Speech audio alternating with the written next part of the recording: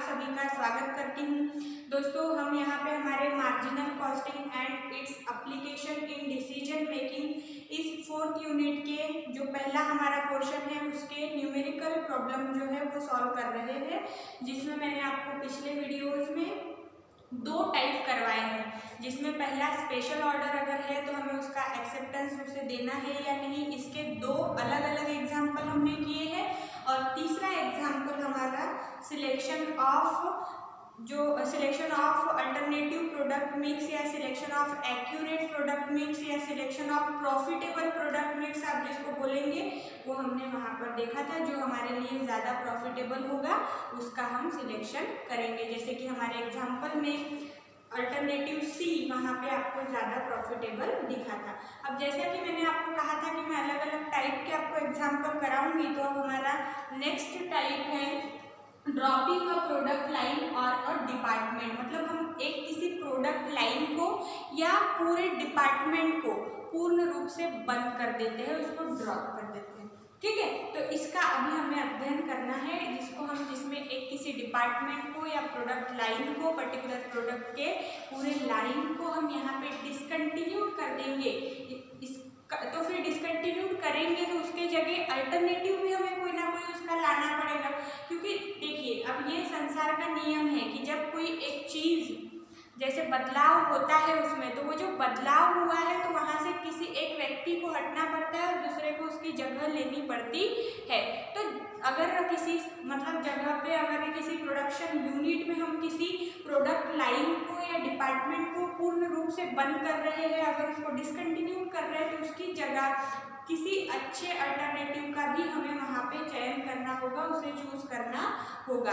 तो इसीलिए अब हम आज के इस हमारे एग्जाम्पल के साथ देखेंगे कि जब किसी एक प्रोडक्ट लाइन को या डिपार्टमेंट को डिसकंटिन्यू कर दिया जाता है, तो उसको डिसकंटिन्यू करने के बाद हम कैसा दूसरे अल्टरनेटिव्स को ढूंढ के वहाँ पे प्रॉफिट मेकिंग की प्रक्रिया और उस प्रॉफिट के आधार पे हमने लिया हुआ जो निर्णय है वो सही है या नहीं, इसका वहाँ पे एडवाइस के थ्रू डिसीजन अपना दर्शाते हैं। तो इसीलिए हमारा ये तीसरा, हमारा जैसे एग्जाम्पल के हिसाब से चौथा एग्जाम्पल है, लेकिन टाइप हमारा ये 3rd टाइप होने वाला है, ड्रॉपिंग अ प्रोडक्ट लाइन और अ डिपार्टमेंट। अब उसमें हमारे पास एक एग्जाम्पल है जो आपको डिस्क्रिप्शन बॉक्स में भी दिया हुआ है, वहाँ से ओपन करके आप कॉपी में लिखिए और फिर इस वीडियो को कोरिलेट कीजिए। There are 3 lines of production and their production cost per unit and selling price per unit are given। Particular production कर रहे हैं किन प्रोडक्ट का, तो एक्स, वाई और जेड का, और उनका पर यूनिट कॉस्ट वहाँ पे अलग अलग फैक्टर्स के हिसाब से हमें दिया हुआ है, जिसमें मटेरियल्स की value, wages, variable overhead, fixed overhead, और इसके बाद वहाँ पे टोटल कॉस्ट दर्शाई हुई है। और बाद में सेलिंग प्राइस हमें दिया है कि कितना सेलिंग प्राइस यहाँ पे पर्टिकुलर प्रोडक्ट के लिए एक्स, वाई और जेड, जो हमें 3 अलग अलग प्रोडक्ट दिए हैं उसके लिए यहाँ पे होगा। उसके बाद नेट प्रॉफिट का भी हमें यहाँ पे पर यूनिट में पूरा डिस्क्रिप्शन दिया हुआ है।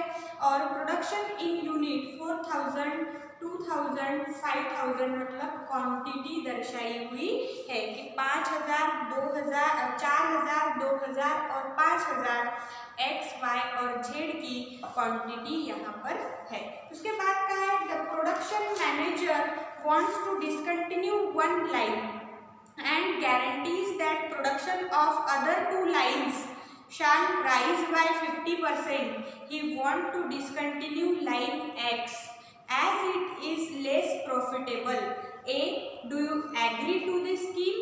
And B, if yes, do you think that line X should be discontinued? मतलब यहाँ पे हमें पूछा गया है कि जो यहाँ पे आपको जानकारी दी गई है उसके आधार पे ये जो जहाँ की जानकारी है वहाँ का जो प्रोडक्शन मैनेजर है उसका ऐसा डिसीजन है कि जो प्रोडक्ट लाइन X है उसको डिसकंटिन्यू कर दिया जाना चाहिए, उस पर पूर्ण विराम लगा दिया जाना चाहिए। और फिर पूर्ण विराम लगाने के बाद क्या करना है, तो जो Y और Z प्रोडक्ट लाइन्स है या डिपार्टमेंट्स है इनमें हमें 50% का इंक्रीमेंट करना है।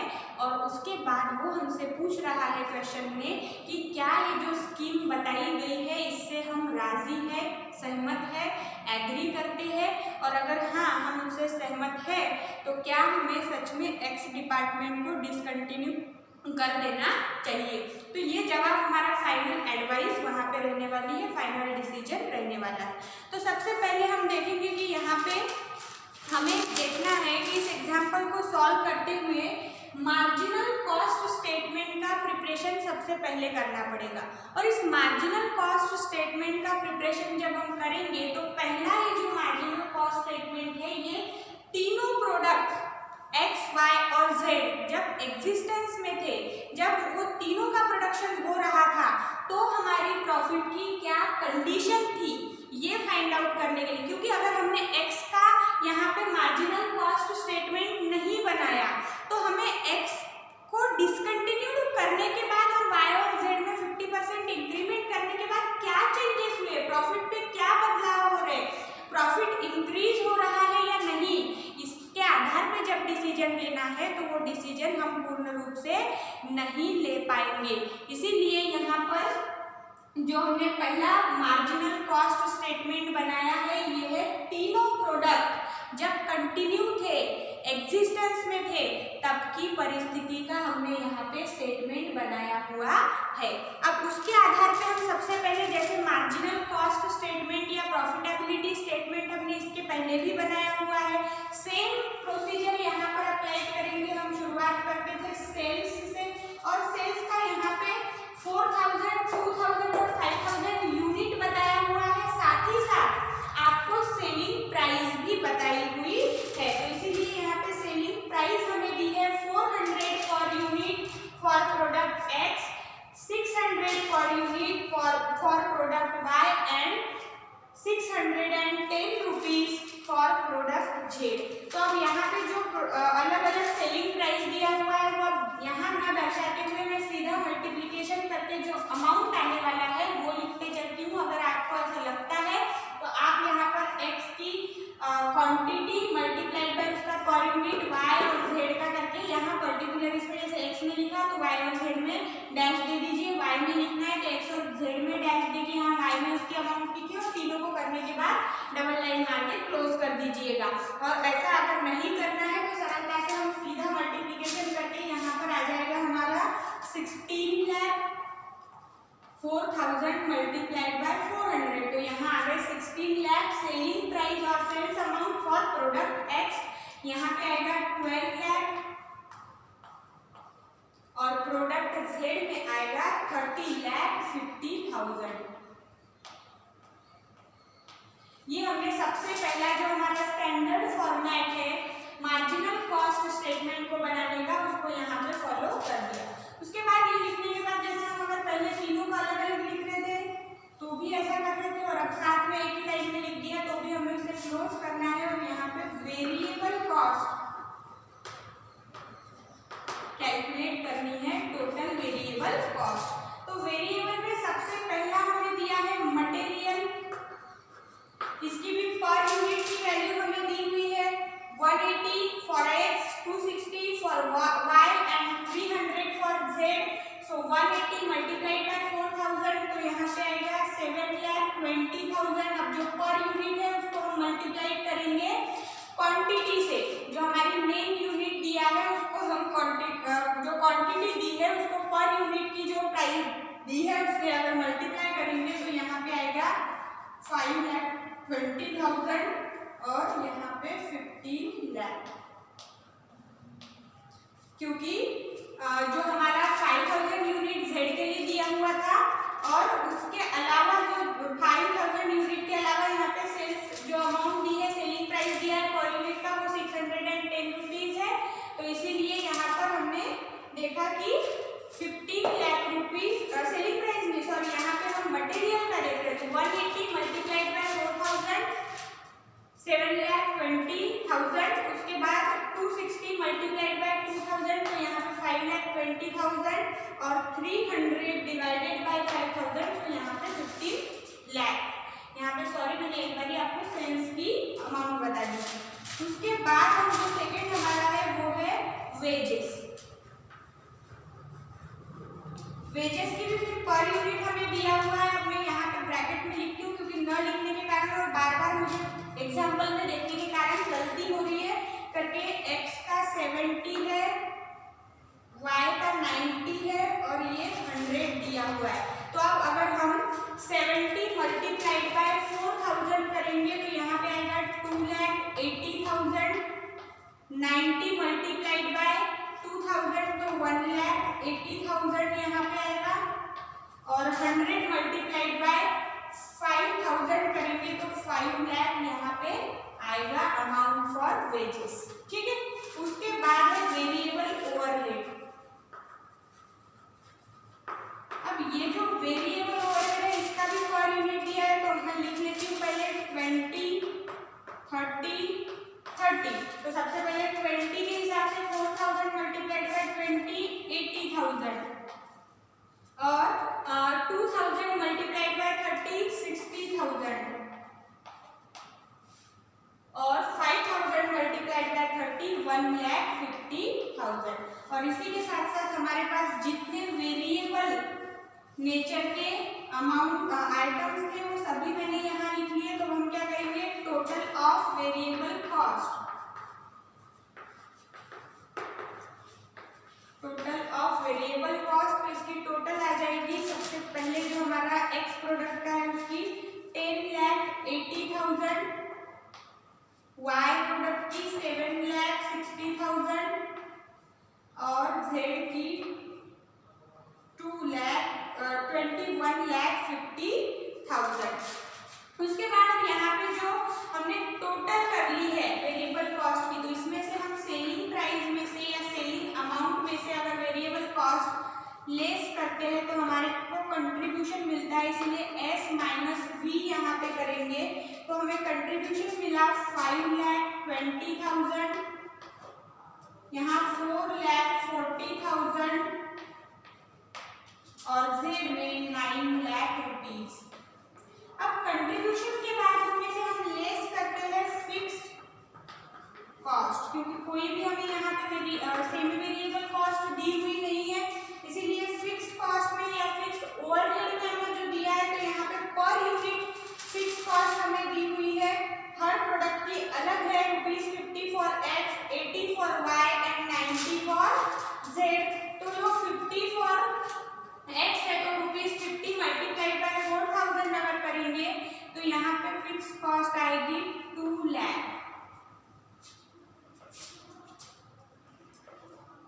जेड के लिए 80 मल्टीप्लाइड बाय 2000 करेंगे तो 1,60,000 और फिर अगर 90 मल्टीप्लाइड बाय 5000 करेंगे तो 4,50,000 और इसके बाद हमें जो मिलेगा वो है हमारा प्रॉफिट। तो यहाँ पर प्रॉफिट, और ये प्रॉफिट हमें कैसे मिला, कंट्रीब्यूशन माइनस फिक्स कॉस्ट मतलब C माइनस F। तो यहाँ पे प्रॉफिट हुआ 3,20,000 का और वाई प्रोडक्ट का प्रॉफिट हो रहा है 2,80,000 और जेड प्रोडक्ट का प्रॉफिट हो रहा है 4,50,000। यहाँ पे हमने हमारी जो पहली इस एग्जाम्पल की आधी प्रक्रिया थी सॉल्व करने की कि तीनों अगर कंटिन्यू है तीनों प्रोडक्ट लाइन, तो उन तीनों प्रोडक्ट लाइन के लिए हमें प्रॉफिट कितना हुआ ये फाइंड आउट करना था। उसके बाद यहाँ पर टोटल प्रॉफिट हम कैलकुलेट कर लेते हैं। Total profit of all three productions are produced.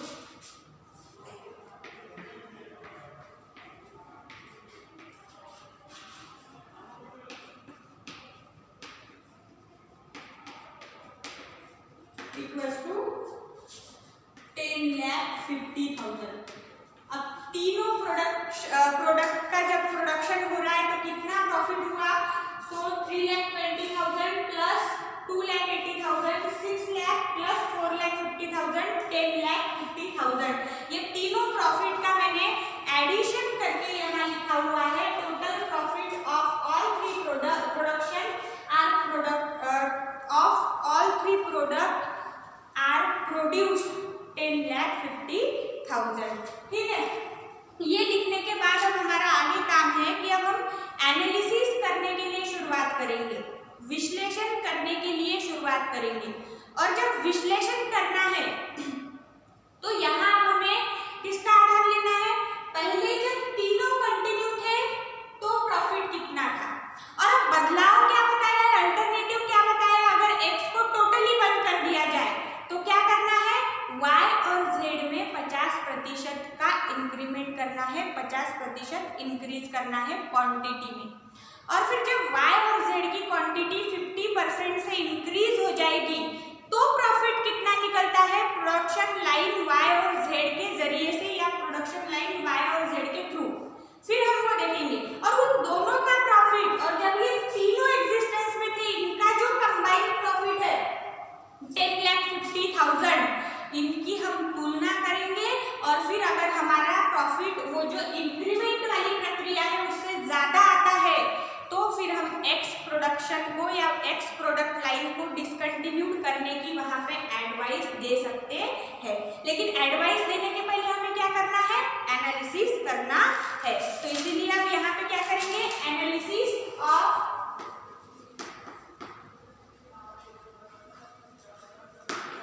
alternatives।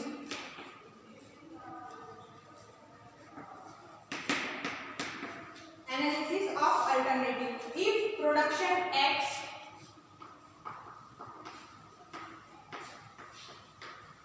is discontinued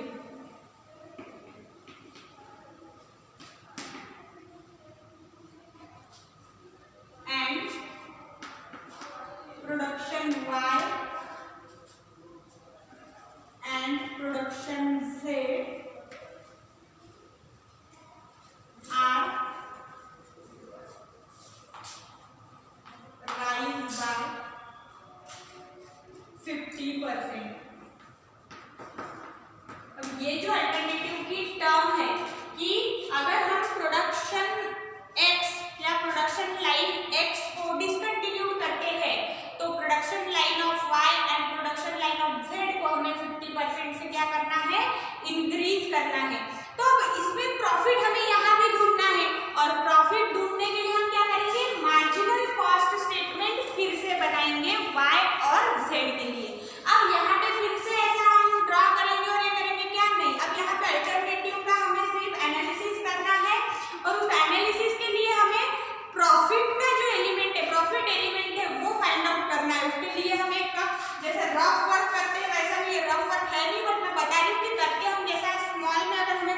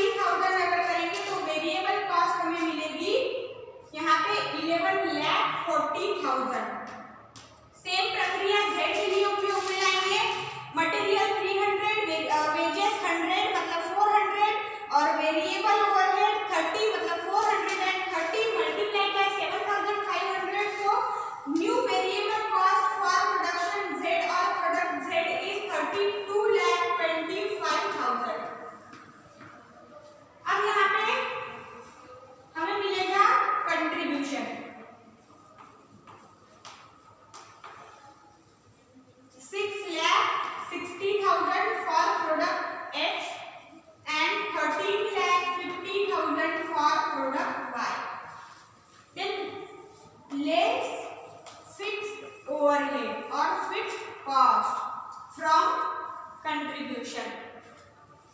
fixed cost is 1,60,000। अब यहाँ पर गलती नहीं करना कि जो फिक्स्ड कॉस्ट की वहां पर यूनिट दिया हुआ है, तो पर यूनिट जो y के लिए अब यहाँ पे नए आए हैं, तो नए से करेंगे कि हम नहीं, फिक्स्ड कॉस्ट सेम रहेगी। जो वहां y के लिए कितनी थी 1,60,000, तो यहाँ पे भी 1,60,000 और z में भी 4,50,000, तो यहाँ पर भी होगी 4,50,000। उसके बाद अब हमें नया प्रॉफिट यहाँ मिल गया है, जो अल्टरनेटिव हमने उपयोग में लाया उसके आधार पे प्रॉफिट का जब हम कैलकुलेशन कर रहे हैं, तो यहाँ पे profit after deducting fixed cost from contribution is 5 lakh for product Y and 9 lakh for product Z. This is our new profit after alteration of X, Y and Z.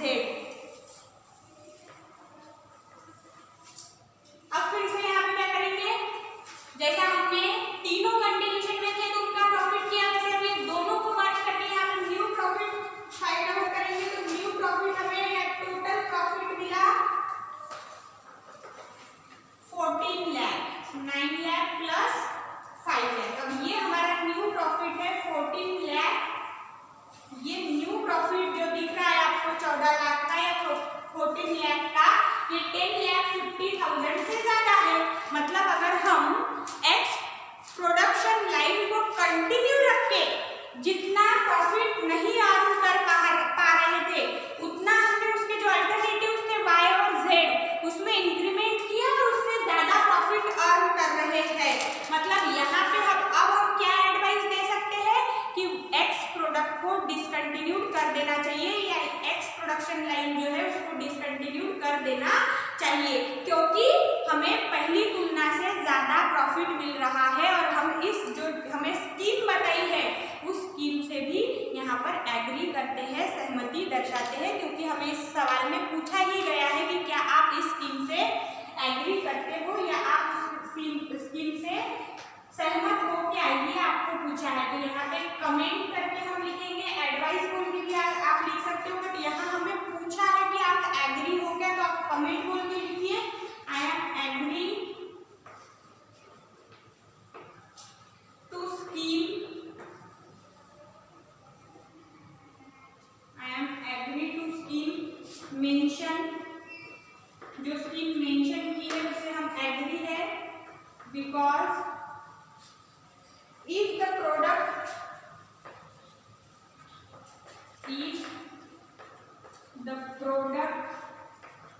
X is discontinued,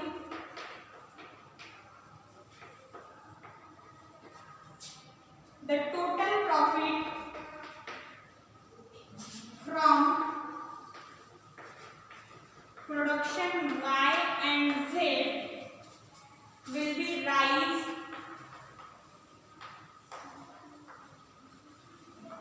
amounted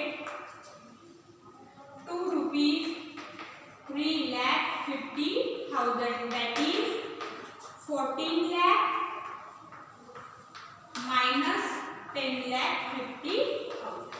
ये हमने यहाँ पर सकारण अपना explanation दिया है कि हम इस स्कीम से एग्री है, क्योंकि अगर हम स्कीम या प्रोडक्शन लाइन X को डिसकंटिन्यूड कर देते हैं तो हमें प्रोडक्शन लाइन Y और Z से 3,50,000 का एक्स्ट्रा प्रॉफिट यहाँ पे अर्न करने का मौका मिल रहा है। और इसीलिए फाइनल क्या हुआ कि X प्रोडक्शन लाइन डिसकंटिन्यूड हुई और अल्टरनेटिव जो था वो एनालिटिकल स्टडी में आगे निकल गया, उसने सहमति हासिल कर ली। तो हमारा ये तीसरा टाइप था दोस्तों, जिसमें हमने ड्रॉपिंग और प्रोडक्ट लाइन और डिपार्टमेंट का क्या प्रोसेस होता है। मैंने थ्योरेटिकल आपको 2 बार समझाया, एक बार थ्योरी की वीडियो में और दूसरा जब हमने पहला एग्जाम्पल सॉल्व किया था तब। तो जब 2 बार हमने अध्ययन किया है थ्योरेटिकल पोर्शन, तो अब हम वो देखें प्रैक्टिकली। अब आपको ये समझ आ गया होगा ऐसी मैं आशा करती हूँ। Thank you.